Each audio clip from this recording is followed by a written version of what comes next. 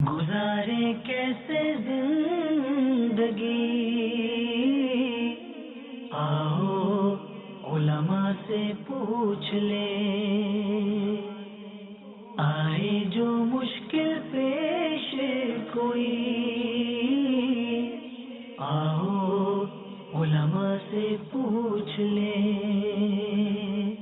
الحمدللہ رب العالمین والصلاة والسلام علی سید الانبیاء والمرسلین، اما بعد فاعوذ باللہ من الشیطان الرجیم، بسم اللہ الرحمن الرحیم۔ الصلاة والسلام علیک یا رسول اللہ، الصلاة والسلام علیک یا حبیب اللہ، الصلاة والسلام علیک یا نبی اللہ، وَعَلَىٰ آلِكَ وَأَصْحَابِكَ يَا نور اللہ۔ فرمان مصطفیٰ صلی اللہ تعالی علیہ وآلہ وسلم ہے، بے شک تمہارے نام مع شناخت مجھ پر پیش کیے جاتے ہیں، لہذا مجھ پر احسن یعنی بہترین الفاظ میں درود پاک پڑھو۔ صلو علی الحبیب صلی اللہ تعالی علی محمد صلی اللہ تعالی علیہ وآلہ وسلم۔ پیارے اور محترم اسلامی بھائیوں، دارالفتاح اہل سنت سلسلے کے ساتھ ایک مرتبہ پھر حاضر ہیں۔ آج کا موضوع ہے حسد۔ حسد سے متعلق سوالات شامل کیے جائیں گے۔ حضور، حسد بہت ہی کبھی گناہ ہے، بہت بڑا گناہ ہے، اس کا لفظ بھی ہم سنتے رہتے ہیں، حاسد، حسد، یہ الفاظ ہمارے عام طور پہ استعمال بھی ہوتے ہیں، لیکن اس کی تعریف ہے کیا؟ حسد کہتے تو ہیں بھی حسد کر دیا، بڑا حاسد ہے، محسود بن گیا وہ شخص، لیکن شرعی طور پر اس کی تعریف کیا ہے؟ کس کو حسد کہتے ہیں؟ حاسد کون ہوتا ہے؟ الحمدللہ رب العالمین والصلاة والسلام علی سید الانبیاء والمرسلین، اما بعد فاعوذ باللہ من الشیطان الرجیم، بسم اللہ الرحمن الرحیم۔ حسد کی تعریفیں تو مختلف کی گئی ہیں۔ ٹھیک ہے۔ بعض نے اس کی تعریف یہ کی کہ سامنے والے کی کسی نعمت، یعنی کسی بھی شخص کے پاس کوئی نعمت موجود ہے تو اس کے بارے میں یہ تمنا کرنا کہ اس سے زائل ہو جائے، یعنی اس سے دور ہو جائے، اس سے چھن جائے اور مجھے مل جائے۔ ٹھیک ہے۔ یعنی بعض نے یہ قید لگائی ہے کہ حسد کی تعریف میں کہ اس سے زائل ہو، اس سے دور ہو، اور جو چاہ رہا ہے، تمنا کر رہا ہے، اس تک یہ نعمت پہنچ جائے، یعنی دل میں خواہش ہو، دل میں یہ خواہش ہو، یعنی اس کے اوپر وہ آرزو کرتا رہے، تمنا کرتا رہے۔ ایک تو ہے کہ دل کے اندر آئی اور نکل گئی، وہ ایک الگ چیز ہے۔ تو بعض نے یہ کہا کہ اس میں یہ چیز ہونی چاہیے کہ اپنے لیے وہ چاہ رہا ہے، لیکن صحیح یہ ہے کہ سامنے والے کے پاس کوئی بھی دنیاوی یا دینی نعمت دیکھی اور یہ تمنا کی کہ اس سے یہ نعمت دور ہو جائے، اب چاہے مجھے ملے یا نہ ملے، بس اس سے نعمت دور ہونا چاہیے، اس سے یہ جو بھی چیز اس کو ملی بھی ہے یہ اس سے چھین لی جائے، تو اس کو حسد کہا جاتا ہے۔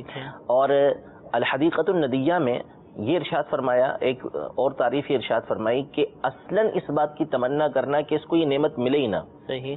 یعنی کوئی شخص ہے، ہم دیکھتے ہیں کہ وہ ترقی کر رہا ہے، یا اس کے بارے میں یہ امید کی جاتی ہے کہ عنقریب یہ ترقی کرے گا، آگے جائے گا، تو اس کے بارے میں ابتدا سے ہی یہ تمنا کرنا کہ اس کو یہ چیز ملے ہی نہ، یہ اس مقام پر پہنچے ہی نہ، اس منصب پر پہنچے ہی نہ، تو اس کو بھی علماء نے حسد ہی بیان کیا ہے کہ یہ حسد ہے۔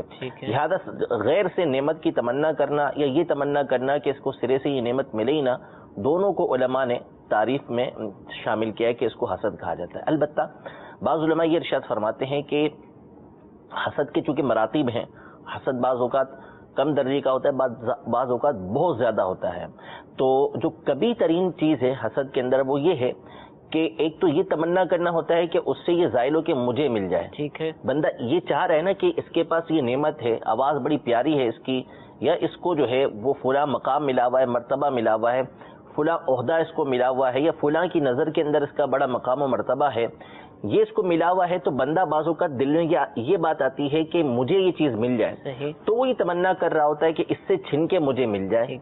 لیکن بعض اوقات حسد اتنا بڑھتا ہے کہ وہ یہ چیز دل سے نکل جاتی ہے کہ مجھے ملے نہ ملے کوئی مسئلہ نہیں، بس اس سے چھننی چاہیے۔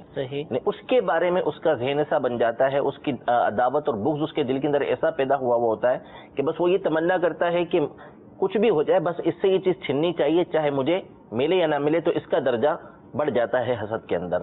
تو یہ علماء کی بیان کردہ تعریفیں ہیں کہ اپنے بھائی سے کسی بھی طرح کی نعمت کے زوال کی تمنا کرنا، اس کو حسد کہا جاتا ہے۔ اچھا، اگر ایسا ہو کہ بعض دفعہ ایسا بھی ہوتا ہے نا کہ جو چیز سامنے والے کو ملے نا، وہ اس سے چھینے نہ چھینے مجھے ضرور ملے، جیسے بچوں کے اندر بھی ہم نے دیکھے، اور بڑے لوگ بھی ایسا کرتے ہیں کہ بس مجھے بھی ملنی چاہیے، اور پھر بعض اوقات یہ ہوتا ہے کہ کسی کے ساتھ مقابلہ ہوتا ہے کہ جو کچھ اس کو ملے وہ تو مجھے بھی ملنا چاہیے، تو کیا یہ بھی حسد کہلائے گا؟ یہ کیا کہلائے گا؟ دیکھیں، عربی زبان کے اندر اس کو غبطہ بولتے ہیں۔ غبطہ، ویسے حدیث میں اس کے اوپر بھی حسد کا اطلاق آیا ہے، لیکن وہاں پر اس سے مراد جو ہے وہ غبطہ ہے، اور اردو میں اس کو ہم رشک بولتے ہیں، رشک کرنا، راشین کاف، رشک کرنا کسی کے اوپر ہم کہتے ہیں۔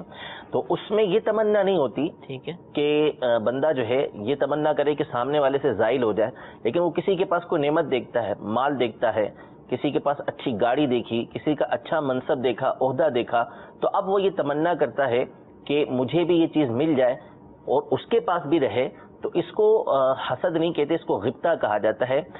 لیکن یہ بھی ہر مقام پہ پسندیدہ نہیں ہے۔ حدیث پاک کے اندر ہے کہ لا حسد الا فی السنتین، دو چیزیں ہیں کہ جس کے اندر حسد کیا جاتا ہے، یعنی حسد سے مراد وہاں پہ غبطہ ہے۔ تو علماء نے اس کا معنی یہ بیان فرمایا کہ جو غبطہ بھی مناسب ہے وہ ان دو کاموں کے اندر کیا جائے۔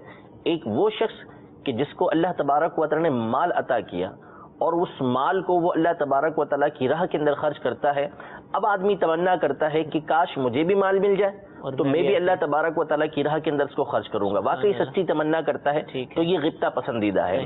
اور دوسرا وہ شخص کہ جس کو اللہ نے علم عطا فرمایا، اب وہ اس علم کے ذریعے لوگوں کو سکھاتا ہے، اللہ تبارک و تعالیٰ کی رات دن عبادت کرتا ہے، تو پھر بندہ تمنا کرتا ہے کہ کاش مجھے بھی یہ علم ملتا تو میں لوگوں کے اندر اس علم کو عام کرتا، تو یہ پسندیدہ ہے۔ اب بندہ دیکھ رہا ہے کسی کے پاس اچھی گاڑی ہے، تو یہ تمنا کرتا ہے کہ یار مجھے بھی ایسی گاڑی مل جائے، تو اگرچہ کہ یہ گناہ نہیں ہے لیکن یہ پسندیدہ بھی نہیں ہے۔ ٹھیک ہے، بندے کو اللہ تبارک و تعالی نے جو نعمت عطا فرمائی ہے اس پر خوش ہونا چاہیے، اس پر شکر ادا کرنا چاہیے، کیونکہ اللہ تبارک و تعالی بندے کے ساتھ جو ہے وہ اچھا ہی فرماتا ہے۔ تو اگر اس کو اچھی گاڑی مل جائے یا اس کو بہت زیادہ دولت مل جائے، بڑا منصب مل جائے، تو ابھی تو وہ اللہ تبارک و تعالیٰ کی فرما برداری کرتا ہے، لیکن ان چیزوں کے ملنے کے بعد، منصب ملنے کے بعد، دولت ملنے کے بعد ہو سکتا ہے کہ وہ اللہ تبارک و تعالیٰ کی نافرمانی کے اندر مبتلا ہو کر اپنے لیے جہنم کا سامان کرنے لگے۔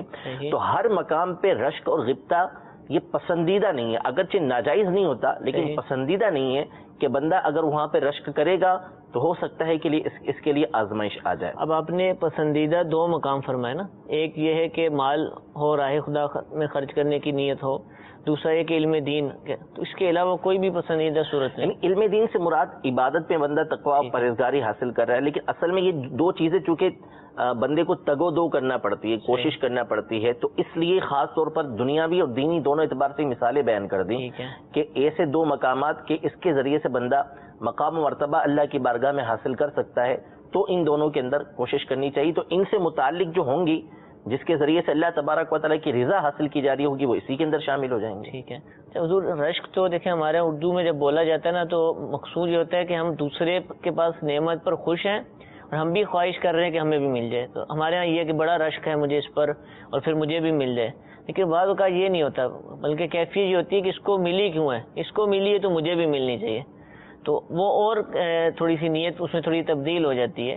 تو کیا یہ مذموم کہلائے گا؟ کیا کہلائے گا؟ بھلے اچھی چیز ہو، بری ہو، کچھ بھی ہو؟ دیکھیں، اس میں بھی بعض اوقات حسد ہی کار فرما ہوتا ہے، صحیح، خصوصاً بچوں کے اندر یہ بات بہت زیادہ پائی جاتی ہے کہ اس کو ملی ہے تو پھر مجھے ملنی چاہیے، تو بعض اوقات اس میں حسد کی صورتیں ہوتی ہیں کہ اس کو نہیں ملنی چاہیے تھی، اب اس کو دیے تو مجھے بھی دیں آپ، ٹھیک ہے نا، تو یہ کوئی پسندیدہ چیز نہیں ہے۔ البتہ اس کو صریح حسد نہیں کہا جائے گا، ہاں اگر اس کے پوشیدگی کے اندر، اس کے باطن کے اندر تمنا یہی ہے کہ اس سے زائل ہو جائے، ٹھیک ہے، پھر بھلے مجھے بھی نہ ملے تو ممکن ہے کہ یہ حسد کی تعریف اس کے اوپر آ جائے گی، ورنہ بہرحال حسد کہتے اسی صورت میں ہے جبکہ سامنے والے سے نعمت کے زوال کی نیت کی جائے یا اس کو اصلاً نہ ملنے کی تمنا کی جائے۔ تو اس کا حکم کیا ہے، یعنی حسد کرنے والے کے حوالے سے قرآن و حدیث میں کیا کہا گیا؟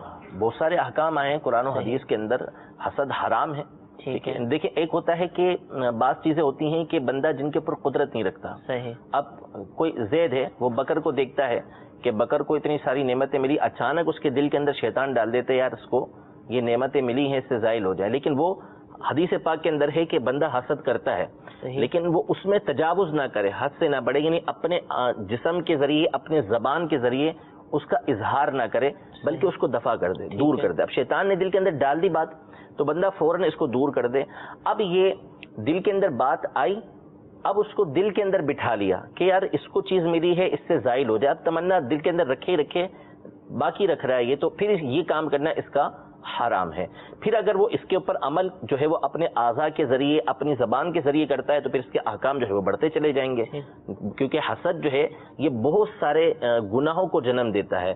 حسد کینہ پیدا کرتا ہے، بغض پیدا کرتا ہے، عداوت اس سے پیدا ہوتی ہے، تکبر اس کے ذریعے سے آتا ہے، کیونکہ حاسد جو ہے وہ محسود کو کم تر سمجھتا ہے، جبھی اس سے یہ نعمتیں ظاہر ہونے کی تمنا کرتا ہے، اللہ تبارک و تعالیٰ کی تقسیم پر وہ ناخوش ہوتا ہے۔ تو جیسے جیسے اس کے جسم اور زبان کے ذریعے اس کا اظہار ہوتا چلا جائے گا، ویسے ویسے حسد کا حکم یہ بڑھتا چلا جائے گا۔ باقی قرآن و حدیث کے اندر کئی ایک مقامات پر جو ہے حسد کی مذمت کو بیان کیا گیا ہے۔ یہودی جو نبی کریم صلی اللہ تعالی علیہ وآلہ وسلم پر ایمان لے کر نہیں آئے تھے، اس کی بنیادی وجہ حسد تھی کہ یہ نبی کریم صلی اللہ تعالیٰ علیہ وآلہ وسلم سے حسد کیا کرتے تھے، جس کا تذکرہ اللہ تبارک و تعالیٰ نے قرآن مجید فرقان حمید میں سورۃ البقرہ کے اندر ارشاد بھی فرمایا ہے کہ یہ جو نعمت ہے اس پر یہ جلتے ہیں، اسی لیے یہ عداوت و بغض کی وجہ سے ایمان لے کر نہیں آتے۔ اصل یہ کہ ان کے دل میں حسد پایا جاتا تھا۔ سورۃ النساء میں اللہ تبارک و تعالیٰ نے بھی اس کا تذکرہ فرمایا ہے حسد کے حوالے سے۔ تو اب جیسے قرآن پاک کے اندر موجود ہے کہ دو مقامات پر موجود ہے کہ فرمایا کہ والذین آتیناہم الکتاب یعرفونہ کما یعرفون ابناءہم، کہ وہ لوگ کہ جن کو ہم نے کتاب دی، یعنی یہود و نصارہ، یہ لوگ حضور علیہ الصلوۃ والسلام کو ایسے جانتے ہیں جیسے اپنی اولاد کو جانتے ہیں۔ یعنی اپنی اولاد کو بندہ ہزاروں میں دیکھے گا، لاکھوں میں دیکھے گا، پہچان لے گا کہ میرا بیٹا میری بیٹی ہے، ٹھیک ہے؟ تو ایسے پہچانتے ہیں جیسے نبی کریم صلی اللہ تعالیٰ علیہ وسلم کی پہچان ان کو ایسے ہے جیسے اپنے بچوں کی پہچان ہے۔ حضرت عبداللہ بن سلام رضی اللہ تعالیٰ عنہ سے حضرت عمر نے اس بارے میں پوچھا تو فرمایا کہ ہم نبی کریم صلی اللہ تعالیٰ علیہ وسلم کو اپنی اولاد سے بھی زیادہ پہچانتے ہیں۔ یعنی عبداللہ بن سلام رضی اللہ تعالیٰ عنہ پہلے یہودیوں کے بڑے عالم تھے، نبی کریم صلی اللہ تعالیٰ علیہ وسلم پر ایمان لے کر آئے۔ وجہ یہ بیان کی کہ ہماری جو کتابیں ہیں تورات وغیرہ کے اندر یہ بات صراحتاً نبی کریم صلی اللہ تعالیٰ علیہ وسلم کی لکھی ہوئی ہیں، آپ کی نشانیاں لکھی ہوئی ہیں کہ آپ کے اندر کیسی کیسی باتیں پائی جائیں گی، تو ان نشانیوں کی روشنی کے اندر چاہے کوئی مقام ہو ہم نبی کریم صلی اللہ تعالیٰ علیہ وسلم کو پہچان سکتے ہیں، کوئی خفا نہیں ہے ہمارے پر، کچھ مخفی نہیں ہے، لیکن ہمیں اپنی اولاد کے بارے میں معلوم نہیں ہے کہ یہ ہماری اولاد ہے بھی یا نہیں ہے، خیانت ہو سکتی ہے اس کے اندر، لیکن اپنی اولاد سے زیادہ ہم نبی کریم صلی اللہ تعالیٰ علیہ وسلم کو جانتے ہیں۔ اس کے باوجود جو یہود نے انکار کیا اس کی وجہ یہی تھی کہ حسد، کیونکہ یہودی جو ہے یہ بنی اسرائیل سے تعلق رکھتے ہیں اور یہ حضرت سیدنا یعقوب علیہ نبینا و علیہ الصلوۃ والسلام کی اولاد ہیں، اور حضرت یعقوب علیہ الصلوۃ والسلام سیدنا اسحاق علیہ نبینا و علیہ الصلوۃ والسلام کے بیٹے ہیں، اور اسحاق علیہ السلام سیدنا ابراہیم علیہ نبینا و علیہ الصلوۃ والسلام کے بیٹے ہیں۔ ابراہیم علیہ الصلوۃ والسلام کے دو بیٹے تھے، حضرت سیدنا اسماعیل علیہ الصلوۃ والسلام اور حضرت سیدنا اسحاق علیہ الصلوۃ والسلام، دونوں کو اللہ تبارک و تعالی نے نبی بنایا۔ حضرت سیدنا اسحاق علیہ نبینا و علیہ الصلوۃ والسلام کی جو اولاد میں سے یعقوب علیہ السلام ہوئے، اور پھر ان سے کثیر انبیاء کرام علیہ السلام پیدا ہوئے جو بنی اسرائیل کے اندر آتے رہے، اور اسماعیل علیہ نبینا و علیہ الصلوۃ والسلام کی اولاد میں ہمارے آقا علیہ الصلوۃ والسلام کو بھیجا گیا۔ تو یہود اس بات کو جانتے تھے کہ نبی کریم صلی اللہ تعالیٰ علیہ وسلم کی آمد ہوگی، آپ کی تشریف آوری ہوگی، اور وہ انتظار میں تھے، لیکن وہ یہ گمان کرتے تھے، تمنا کرتے تھے کہ نبی کریم صلی اللہ تعالیٰ علیہ وسلم کا جو ظہور ہو بنی اسرائیل کے اندر ہو، بنی اسماعیل کے اندر نہیں ہونا چاہیے، یعنی وہ حضرت اسحاق کے بیٹے حضرت یعقوب علیہ نبینا و علیہ الصلوۃ والسلام کی اولاد میں سے ہونے چاہیے، وہ حضرت اسماعیل علیہ السلام کی اولاد میں سے نہیں ہونے چاہیے۔ لیکن جب ان کی خواہش کے برعکس جو ہے وہ نبی کریم صلی اللہ تعالیٰ علیہ وسلم کی ولادت ہوئی بنی اسماعیل کے اندر، سیدنا اسماعیل علیہ نبینا علیہ الصلوۃ والسلام کی اولاد میں ہوئی، تو وہ حسد کرنے لگ گئے۔ اور قرآن مجید فرقان حمید میں جو صفات نبی کریم صلی اللہ تعالیٰ علیہ وسلم کی مذکور تھیں، اور یہ لوگوں کو بتایا کرتے تھے، انصار کو بتایا کرتے تھے کہ حضور علیہ الصلوۃ والسلام تشریف لانے والے ہیں اور ان کے اندر یہ نشانیاں پائی جاتی ہیں۔ اسی لیے جب انصار حج کے موقع پر جب نبی کریم صلی اللہ علیہ وسلم مدینہ منورہ تشریف نہیں لائے تھے، تو اس وقت جب حج کے موقع پر مکہ مکرمہ پہنچے، تو جب نبی کریم صلی اللہ علیہ وسلم نے ان کو دعوت دین دی، اسلام کی دعوت دی، تو وہ چونک گئے کہ یہ تو وہی لگتے ہیں جن کے بارے میں ہمیں یہود نے بتایا ہے، اہل کتاب نے بتایا ہے، تو وہ ایمان لے کر آگے نبی کریم صلی اللہ تعالیٰ علیہ وسلم پر. لیکن یہود جو لوگوں کو تعلیم دے رہے تھے، لوگوں کو بتا رہے تھے، وہ خود نبی کریم صلی اللہ علیہ وسلم پر ایمان لانے سے جو ہے وہ محروم رہے، ایمان لے کر نہیں آئے. اس کی بنیادی وجہ ہی حسد بنا. ٹھیک، اللہ تعالیٰ ہم سب کو حسد کی مرض سے محفوظ فرمائیں. آمین. کچھ کال ہمارے پاس موجود ہیں، ان کو سلسلے میں شامل کرتے ہیں. جی کال سنائیے. میرا نام ابو اویس محمد شمور رضا تاری ہے. آج کا سلسلے میں گناہ کبیرہ حسد کا تذکرہ مفتی صاحب فرماتے ہیں. حسد بعض اوقات ایسے بھی ہوتا ہے کہ دوسرے کی نعمتیں چھنوانے کے لیے جادو کا سہارا لیا جاتا ہے، کالے جادو، فلاں جادو، فلاں جادو. تو اس حوالے سے کالے جادو کرنے والے کے لیے کیا حکم ہے، کروانے والے کے لیے کیا حکم ہے، اور اوور ہال جادو کے متعلق کیا شریعت رہنمائی فرماتی. السلام علیکم ورحمۃ اللہ وبرکاتہ. وعلیکم السلام ورحمۃ اللہ وبرکاتہ. جی ایک اور کال سنائیے. تنویر احمد نام ہے میرا، کلروان ضلع سرگودا سے بات کر رہا ہوں. مجھے یہ پوچھنا ہے کہ یہ جو فیس بک پہ پکچریں آتی ہیں تو وہ لائک کرنے کا اور فارورڈ کرنے کا کہا جاتا ہے، تو کیا وہ جائز ہے یا اس میں بھی انسان گناہ گار ہوتا ہے؟ جی انشاءاللہ عرض کریں گے. کالا جادو، پیلا جادو، بہت سارے جادو ہوتے ہوں گے.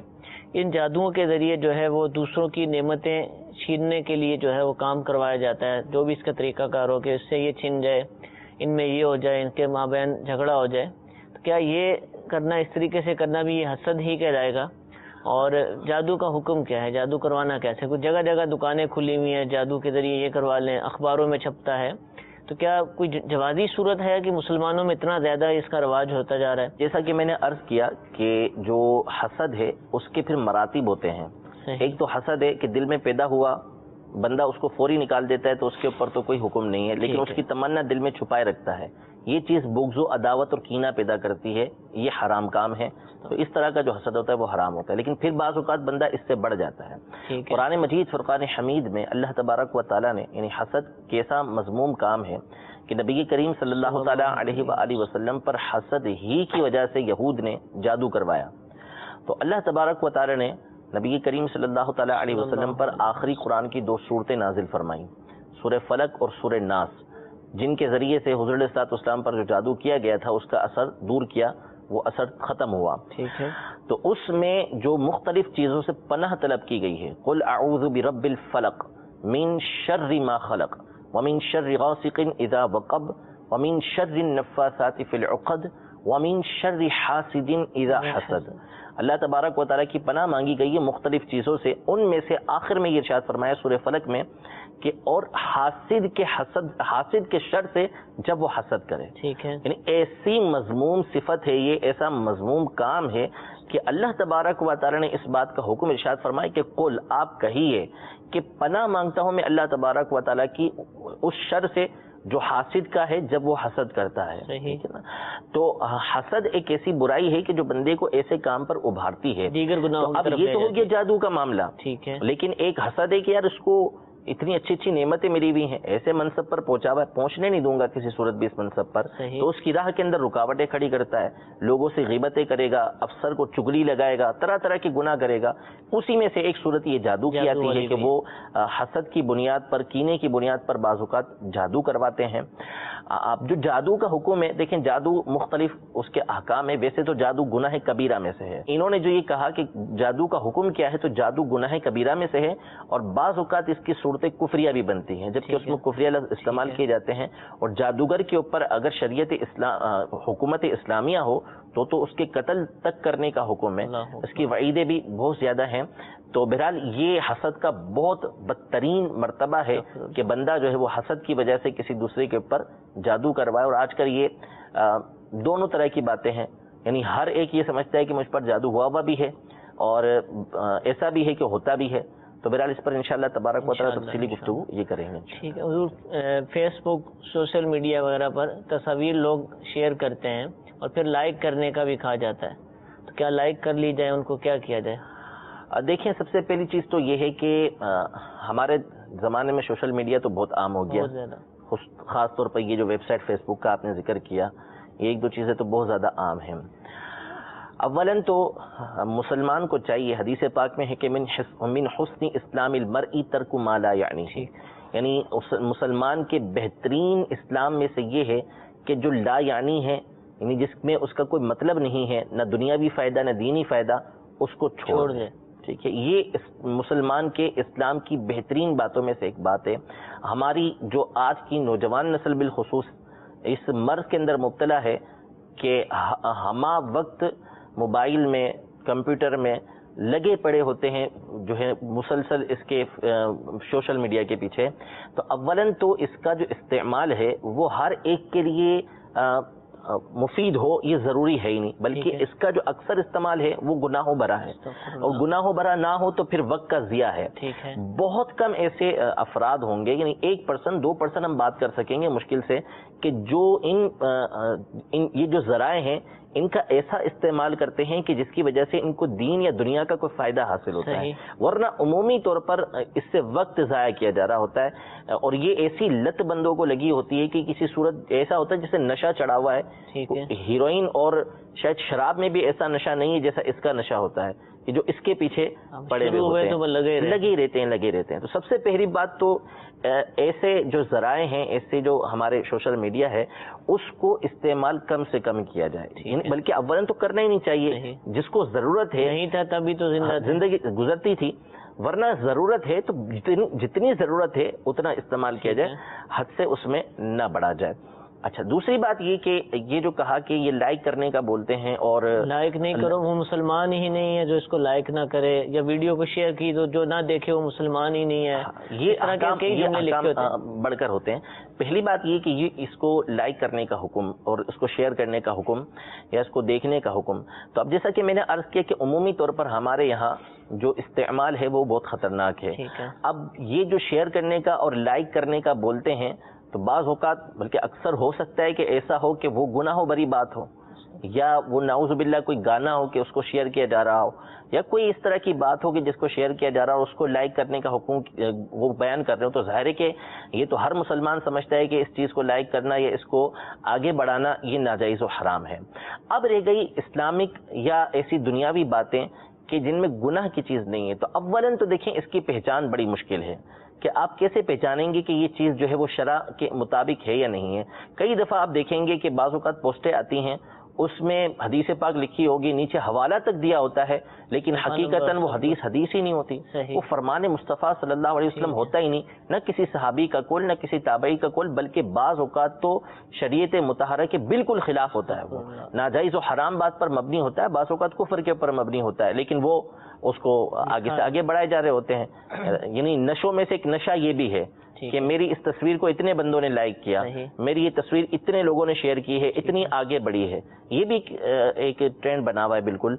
تو اب پہلے وہ پرچہ آتا تھا کہ 10 کو دے دیں، اب وہ پوسٹ آتی ہے کہ یہ بھی بہت 10 کو فارورڈ نہیں کریں گے، میسج آتا ہے فارورڈ نہیں کریں گے. تو اب یہ شیئر کرنے سے پہلے آپ کو رہنمائی لینا پڑے گی کہ بھائی ایسی چیزیں جو ہے وہ شیئر کرنا درست ہے یا نہیں ہے. ٹھیک ہے، اب ٹھیک ہے، بالکل درست ہو گئی. مثال کے طور پر دعوت اسلامی کی ویب سائٹ سے آپ نے جو ہے، یا دعوت اسلامی کے جو آفیشیل پیج ہے اس سے آپ نے کوئی جو ہے وہ پوسٹ اٹھائی اور وہ آگے بڑھائی کہ وہاں مستند باتیں ہی دی جاتی ہیں، وہ آپ نے آگے بڑھا دی، یہ اچھی بات ہے. ٹھیک ہے، اب یہ جو آپ نے ایک اور بات بیان کی درمیان کے اندر کہ اس کو جو نہ دیکھے وہ گناہگار ہوگا، کوئی کافری ہوگا کہ اس کو شیئر نہ کرے، جو مسلمان ہے وہ اس کو شیئر کرے، جو عاشق رسول ہے اس کو شیئر کرے. یہ بہت ہی غلط بات ہے. یعنی ایک بندہ ہے، اس کی طبیعت میں ہی نہیں ہے کہ وہ کسی کی پکچر کو یا کسی ویڈیو کو شیئر کرتا ہے، اور آپ کہہ رہے ہیں کہ اگر مسلمان ہو تو اس کو شیئر کرو. تو اس کا مطلب ہے کہ پھر وہ مسلمان نہیں ہے، یا اس نے یہ ویڈیو نہیں دیکھی تو اس کا مطلب وہ کافر ہو گیا. آپ نے بندوں کو دائرہ اسلام سے خارج کر دیا. یہ آپ کون سی شریعت لے کر آئے ہیں؟ نبی کریم صلی اللہ تعالیٰ علیہ وسلم کی احادیث میں، صحابہ کے طریقے میں تو کوئی نہیں ملتا. جیسا کہ یہ کہ 10 بندوں کو آگے بھیجیں، یہ بھی چلتا ہے. 10 کو آگے بھیجی تو اس کو فائدہ ہوا، اور اس نے نہیں بھیجی تو اس کو 14 دن کے اندر ایسا نقصان ہو گیا، 10 دن کے اندر وہ تباہ و برباد ہو گیا، 13 دن کے اندر اس کی نوکری چھوٹ گئی. یہ کون سی شریعت مطہرہ ہے؟ کس نے اس طرح کے احکام بیان کیے ہیں؟ نبی کریم صلی اللہ علیہ وسلم رحمۃ للعالمین ہے. آپ وہ شریعت لے کر آئے کہ جو آسان ہے، جس پر چلنا آسانی ہے، جس کے اندر عقلوں کے مطابق ہے، اور اس میں وہ باطل سے جدا ہے، اس میں آسانی لوگوں کے لیے رکھی گئی ہے. اب میں شیئر نہیں کرتا اس کا مطلب ہے کہ میں گناہگار ہو گیا. بھائی مجھ پہ کون سی شریعت مطہرہ نے اس بات کو لازم کیا ہے؟ شریعت کے کس حکم نے مجھ پر لازم کیا ہے کہ میں اس کو شیئر کروں یا میں اس کو 10 بندوں تک آگے پہنچاؤں؟ میری گنجائش ہی نہیں ہے. آپ نے مجھے جو ہے ایس ایم ایس کر دیا کہ اس کو آگے 10 بندوں تک پہنچاؤ ورنہ تمہاری جو نوکری لگی ہوئی ہے وہ ساری کی ساری تباہ و برباد ہو جائے گی. ایسا کچھ نہیں ہے. اللہ تبارک و تعالیٰ نے نہ قرآن مجید فرقان حمید میں ایسی بات ارشاد فرمائی، نہ احادیث طیبہ میں اس کا حکم، نہ صحابہ کرام نہ فقہاء کرام نے ایسی بات کو بیان فرمایا، بلکہ ہمارے علماء اہل سنت نے اعلیٰ حضرت امام اہل سنت سے لے کر آج تک علماء اہل سنت ایسی باتوں کا رد کرتے ہوئے آئے ہیں کہ ایسی باتوں کو آگے بڑھانے کی شرعاً اجازت ہی نہیں ہے. ایسے میسیجز کو کہ جس میں یہ بات ہوتی ہے کہ اگر آپ نے 10 تک نہیں پہنچایا تو آپ کو نقصان ہوگا، اس کو آگے بڑھانا ہی جائز نہیں ہے. جب کچھ باتیں ایسی ہوتی ہیں کہ درست بھی ہوتی ہیں، عشق رسول سے متعلق ہیں، اور وہ بھائی عشق رسول کا اظہار کیجئے اور اس کو آگے پہنچائیے، اب وہ دل میں آتا ہے کہ یار یہ اگر نہیں کیا نا تو پتہ نہیں. دیکھیں کیا یہ ایسا ہے؟ بات الگ ہے. ٹھیک ہے، یعنی بات جو بیان کی گئی ہے وہ ایک الگ چیز ہے. ٹھیک ہے کہ نماز پڑھنے کا حکم دیا، نماز پڑھنے کا بیان کیا، روزہ رکھنے کا بیان فرمایا. دیکھیے یہ بالکل درست ہے. صحیح. اگر مطلق اتنا ہوتا نا کہ نبی کریم صلی اللہ علیہ وسلم کے عشق رسول کی بات ہو رہی ہوتی، آپ آگے پہنچا دیں، بہت اچھی بات ہے. لیکن اس میں یہ کہہ دینا کہ اگر 10 بندوں کو آگے نہیں پہنچایا تو آپ کو نقصان ہو جائے گا، 12 کو پہنچا دو گے آپ کو فائدہ ہو جائے گا، یہ چیز اس کو غلط کر دیتی ہے کہ یہ اب آپ آگے نہیں بڑھا سکتے، کیونکہ آپ ایک کو بڑھائیں گے وہ 10 کو آگے بڑھائے گا، پھر 10 جو ہے وہ 10 کو آگے بڑھائیں گے، پھر وہ 100 جو ہے آگے 1000 کو بڑھائیں گے. یہ آپ نے ایک ٹینشن لوگوں کے دل کے اندر ڈال دی. اب وہ ذہن میں ایک اکثریت ہوگی، وہ اعتقاد رکھے گی کہ نہیں رکھوں گا تو اس کا مطلب ہے کہ مجھے نقصان ہو جائے گا، اس لیے یہ میں کر دیتا ہوں، اور یہ چیز آپ نے غلط عام کر دی. ٹھیک ہے، اللہ تعالیٰ اس طرح کے کاموں سے محفوظ فرمائے. جامعۃ المدینہ کے طلبہ کرام بھی ہمارے ساتھ موجود ہوتے ہیں، ہم ان سے بھی سوالات لیتے ہیں. جی سوال فرمائیے. السلام علیکم ورحمۃ اللہ وبرکاتہ. وعلیکم السلام ورحمۃ اللہ وبرکاتہ. مفتی صاحب آپ کی بارگاہ میں عرض ہے کہ حسد سب سے پہلے کس شخص نے کیا، یہ ارشاد فرما دیں. جی حسد سب سے پہلے کس نے کیا؟ گناہ تو بہت سارے ہیں، ان میں سے ایک حسد بھی ہے. سب سے پہلا حاسد کون تھا اور محسود کون تھا؟ جی دیکھیں، مولا علی قاری رحمۃ اللہ تعالی علیہ نے المبین المعین آپ کی کتاب ہے، اس میں اس بات کا تذکرہ فرمایا ہے کہ 2 گناہ کے بارے میں علماء کے قول ہیں کہ یہ سب سے پہلے کائنات میں کیے گئے. نمبر 1 تکبر، ٹھیک ہے، اور نمبر 2 حسد. شیطان نے جو حضرت آدم علیہ نبینا و علیہ الصلوۃ والسلام کو سجدہ کرنے سے انکار کیا، تو علماء کی ایک تعداد کہتی ہے کہ سب سے پہلا جو گناہ ہوا وہ حسد ہوا. حسد کی کیونکہ حسد ہی تھا کہ جس نے شیطان کو اس مرض کے اندر مبتلا کیا کہ وہ حضرت آدم علیہ نبینا و علیہ الصلوۃ والسلام کو سجدہ کرنے سے منکر ہوا. وہ یہ تمنا کرنے لگا کہ ان کو یہ نعمت نہیں ملنی چاہیے، مجھے یہ نعمت ملنی چاہیے، ٹھیک ہے، ان سے یہ نعمت چھننی چاہیے. تو علماء فرماتے ہیں کہ حسد کائنات میں سب سے پہلا گناہ ہے جو ہوا.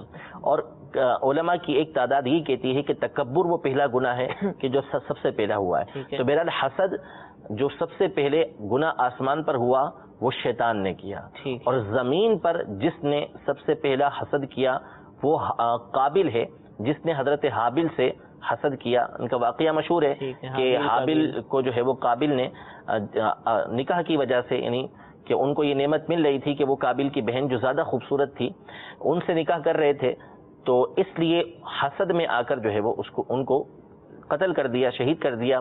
اور پھر جتنے بھی اب قتل ہوتے رہیں گے اس کا گناہ جو ہے وہ قابل کو بھی ملتا رہے گا. ٹھیک ہے، تو زمین پر جو سب سے پہلا حسد کیا ہے وہ قابل نے کیا ہے، اور یہی گناہ ہے زمین پر سب سے پہلا جو ہوا ہے. یعنی حسد جو ہے یہ پہلا گناہ ہے جو زمین کے اندر کیا گیا مجھے مل جائے اور اس پر قتل کر دیا. ٹھیک ہے جی. ایک اور سوال فرمائیے.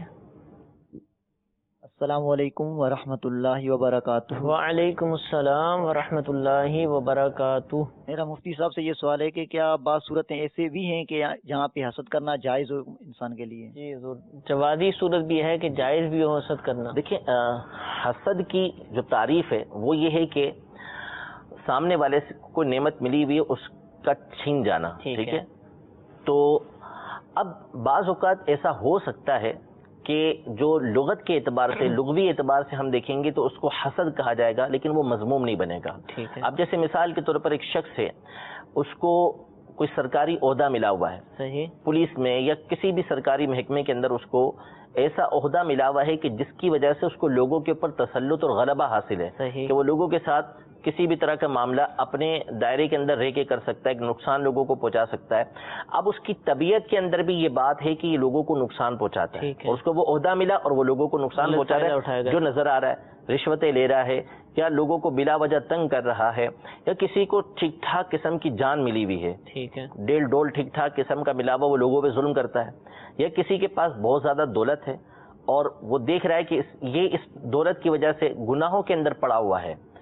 اب اگر کوئی شخص یہ تمنا کرتا ہے کہ اس سے یہ چیزیں چھن جائیں، اور چھننے میں اس کی نیت یہ نہیں ہوتی کہ اس سے یوں یہ حسد کر رہا ہے کہ اس کو یہ نعمتیں کیوں ملی ہیں، بلکہ یہ اس وجہ سے کر رہا ہے کہ اس نے دیکھ لیا کہ ان چیزوں کی وجہ سے، ان نعمتوں کی وجہ سے جو بظاہر نعمتیں ہیں، اس کی وجہ سے یہ گناہ و فسق کے اندر مبتلا ہے، ظلم اس نے عام کیا ہوا ہے، اس لیے تمنا کر رہا ہے، تو اس میں حرج نہیں ہے۔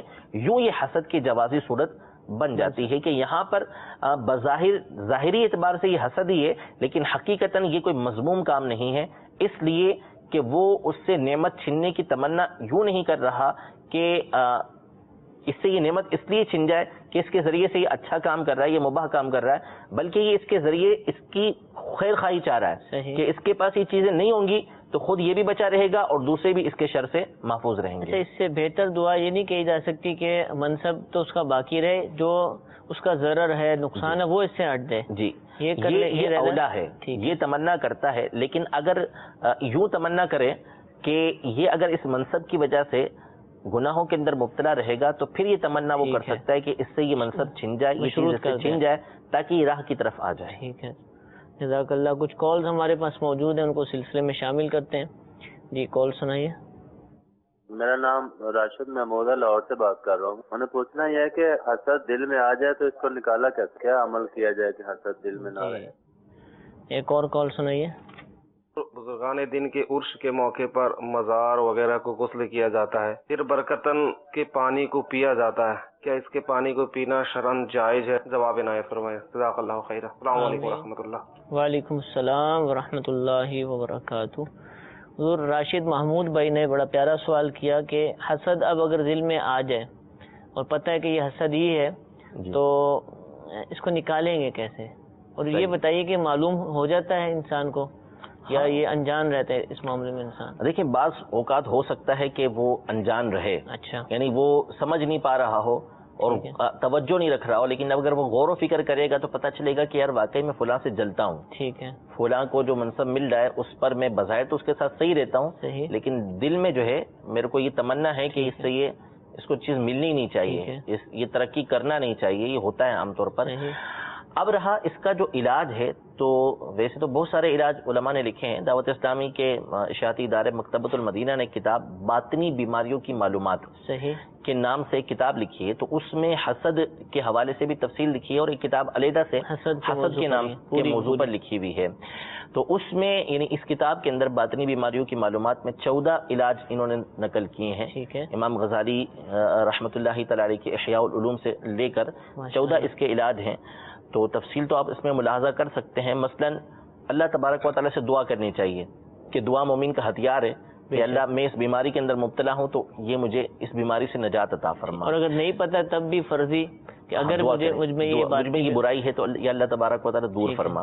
اسی طرح دیکھیے، جب کسی چیز کی تباہ کاریوں پر ہم توجہ رکھیں گے کہ اس کی وجہ سے کیا کیا پریشانیاں ہوتی ہیں، کیا کیا اس کے عذابات ہیں، تو یہ چیزیں بھی ہمیں گناہ سے بچائیں گی۔ بعض اوقات گناہ سے بچنے کی فضیلت ہوتی ہے، اس جیسے غصہ ہے کہ غصہ بندہ نافذ کرنے پر قادر ہے لیکن نافذ نہیں کرتا، تو اللہ تبارک و تعالی قیامت کے دن تمام لوگوں کے سامنے بلا کے اس سے فرمائے گا کہ جس حور کو لینا چاہے لے لے۔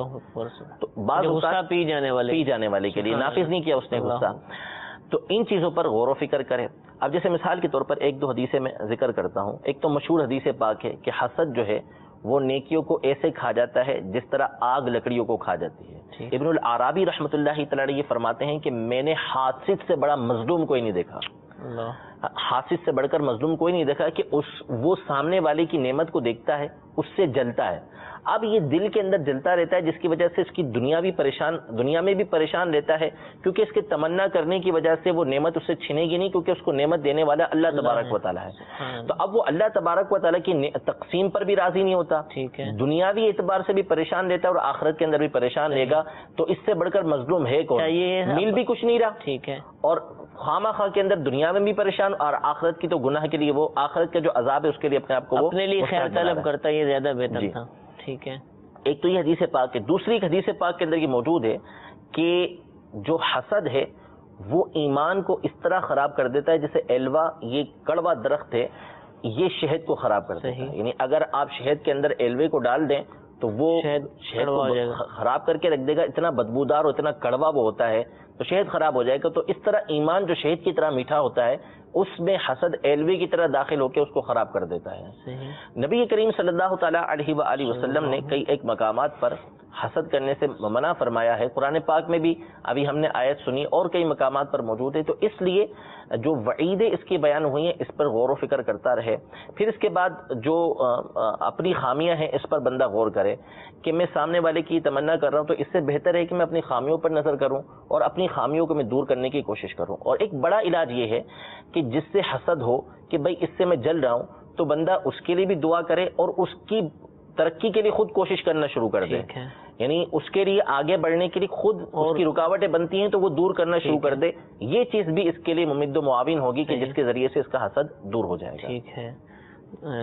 اچھا، عرس پر مزار شریف دھوئے جاتے ہیں عام طور پر، کالم میں پوچھی گئی، اور اس کا پھر پانی لے لیا جاتا ہے تبرک کے طور پر، اس کو پیتے ہیں یا اور دیگر معاملات میں استعمال کرتے ہیں، کیا جائز ہے یہ؟ دیکھیں اس میں تو کوئی مسئلہ نہیں ہے، تبرک کا ثبوت تو کئی کتابوں کے اندر احادیث طیبہ سے موجود ہے، نبی کریم صلی اللہ تعالیٰ علیہ وسلم کی حدیث مبارکہ طبرانی شریف کے اندر ہے، اس کو سند حسن کے ساتھ روایت کیا امام طبرانی نے کہ حضور علیہ الصلوۃ والسلام خود اس مقام کا پانی منگواتے تھے کہ جہاں سے مسلمان پانی پیتے تھے، ان کے ہاتھ وہاں پر لگتے تھے، اس کو پانی کو تناول فرماتے، حالانکہ نبی کریم صلی اللہ علیہ وسلم کی ذات وہ ہے کہ جس سے برکت حاصل کی جاتی ہے، لیکن الفاظ یہ ہیں کہ مسلمانوں کے ہاتھوں کی برکت لینے کے لیے، تو وہ برکت لینا کیا برکت دینا تھا نبی کریم صلی اللہ علیہ وسلم کا، لیکن ہمیں تعلیم دینے کے لیے کہ مسلمانوں کے ہاتھوں کا تبرک ہے، تو یہ تو اللہ تبارک و تعالیٰ کے نیک بندے ہیں جن کا مزار بنا ہوا ہے، تو اس کا جو پانی ہے اگر اس میں کوئی ظاہری طور پر نجاست وغیرہ نہیں ہے، کوئی ایسی چیز ہے کہ جس کی وجہ سے پانی ناپاک ہو جاتا ہے یا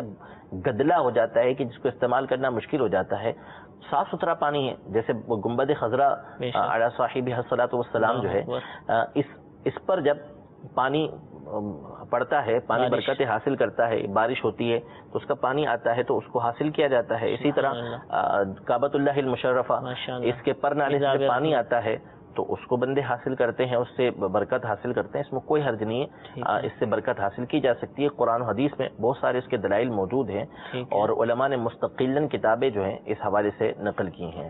اچھا حضور، حسد کے حوالے سے یہ بھی بتائیے، غیبت میں جیسے ہوتا ہے کہ غیبت کرنے والے جو ہیں اس کی نیکیاں سامنے والے کے پاس چلی جاتی ہیں، کہ حسد کے حوالے سے نہیں، حسد میں یہ چیز تو نہیں ہے، لیکن دیکھیں حسد جو ہے وہ کئی برائیوں کا مجموعہ ہے، پیدا کرتا ہے۔